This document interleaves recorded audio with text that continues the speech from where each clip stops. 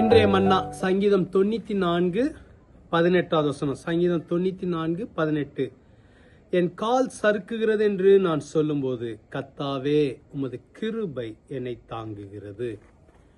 கர்த்தருடைய கிருபை நம்மளை தாங்குகிற கிருபை. எப்பொழுது கர்த்தருடைய கிருபை தாங்குகிறதாம்? கால் சறுக்குகிறது என்று சொல்லும் போதே கர்த்தருடைய கிருபை தாங்குகிறதாம். கர்த்தருடைய கிருபை என்பது நமக்கு இலவசமாய் கொடுக்கப்படுகிற ஒன்று, தகுதியில்லாத நமக்கு கொடுக்கப்படுகிற ஒன்று. நீங்க இதுக்கு செய்ய வேண்டியது ஒன்னே ஒன்று என்ன தெரியுமா? மனத்தாழ்மை. தாழ்மை உள்ளவனிடத்தில் அவருடைய கிருபை பெருகும். ஆகவேதான் இந்த சங்கீதத்தில் சொல்லப்பட்டிருக்கு, என் கால் சறுக்குகிறது என்று சொல்லும் போதே இந்த கிருபை என்னை தாங்குகிறது. அநேக நேரங்களிலே சறுக்கலான இடங்களிலே நம்மளை அறியாம காலை வைத்து விடுகிறோம்.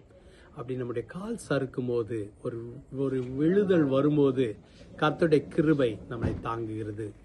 இன்றைக்கு கர்த்தருடைய கிருபை உங்களை தாங்கி கொண்டிருக்கிறது. ஆகவே நீங்க விழுந்து போவதில்லை, ஆகவே நீங்க வீழ்ச்சி அடைவதில்லை.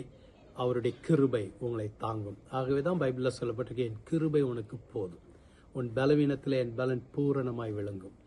தாங்குகிற கிருபை, பலப்படுத்துகிற கிருபை. ஜெபிக்கலாமா? எங்களை அதிகமாக நேசிக்கிற நல்ல ஆண்டவரே, உம்முடைய கிருபையுள்ள கருத்துக்காக நன்றி, தாங்குகிற கிருபைக்காக நன்றி, பலப்படுத்துகிற கிருபைக்காக நன்றி, தேற்றுகிற கிருபைக்காக நன்றி, உற்சாகப்படுத்துகிற உம்முடைய கிருபைகளுக்காக நன்றி, தகுதியில்லாத எங்களுக்கு கர்த்தர் கொடுக்கிற இந்த இரக்கங்களுக்காக நன்றி.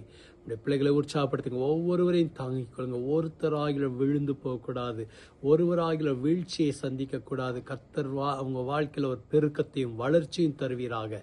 ஆசீர்வதிங்க, வழிநடத்துங்க, பலப்படுத்துங்க. இயேசுவின் மூலம் ஜெபிக்கிறோம் பிதாவே, ஆமென். கர்த்தர் உங்களை ஆசீர்வதிப்பார். ஆமென்.